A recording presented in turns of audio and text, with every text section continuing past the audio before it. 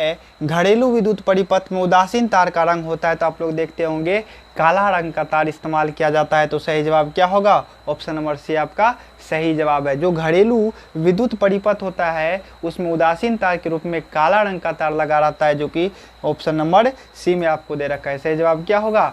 काला। चलिए अगले प्रश्न को देखते हैं। और वो अगला प्रश्न क्या है, ध्यान से देखिएगा।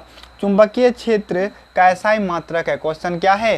चुंबकीय क्षेत्र का एसआई मात्रक है। आप लोग याद किए होंगे चुंबकीय क्षेत्र का एसआई मात्रक टेस्ला होता है। ये अगले प्रश्न को देखते हुए अगला प्रश्न क्या है, ध्यान से देखिएगा।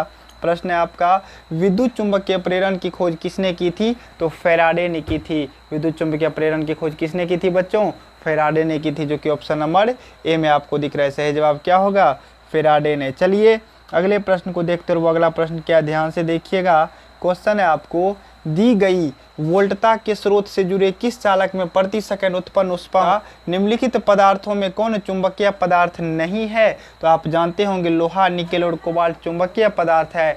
तो सही जवाब क्या होगा?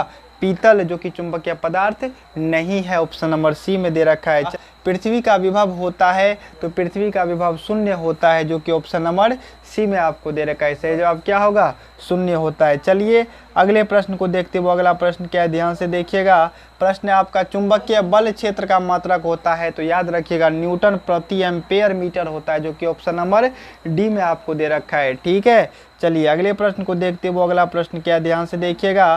प्रश्न है आपका, चुंबकीय क्षेत्र के प्रभाव में विद्युत धारा क्या उत्पन्न या उस पर क्या अनुभव होता है? तो एक बल अनुभव होता है। चुंबकीय क्षेत्र के प्रभाव में विद्युत धारा चालक पर एक बल उत्पन्न होता है, जो कि ऑप्शन नंबर सी में आपको दे रखा है। ठीक है, चलिए अगले प्रश्न को देखिएगा। और वो अगला प्रश्न क्या है, आप लोग पढ़िएगा ध्यान से।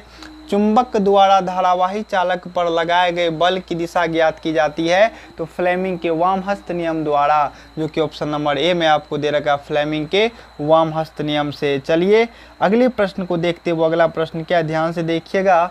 विद्युत मोटर को चलाया जाता है तो प्रत्यावर्ती धारा और दिष्ट धारा दोनों के द्वारा। तो यहाँ पे ऑप्शन नंबर सी आपका सही जवाब है, प्रत्यावर्ती और दिष्ट दोनों धाराओं पर।